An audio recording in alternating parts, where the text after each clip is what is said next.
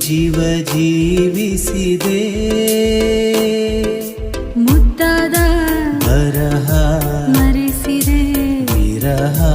ಅಕ್ಷರಕ್ಕೆ ಯಾರೋ ಈ ಮಾಯಾ ಶಕ್ತಿ ತಂದರು ಒಂದೊಂದು ಪತ್ರವು ಪ್ರೇಮದ ಗ್ರಂಥವು ಓಲೆಗಳಿಗ್ಯಾರೋ ಈ ರಾಯಭಾರ ತಂದರು ಓಲೆಗಳೇ ಬಾಳಾಗಿದೆ ಓದುವುದೇ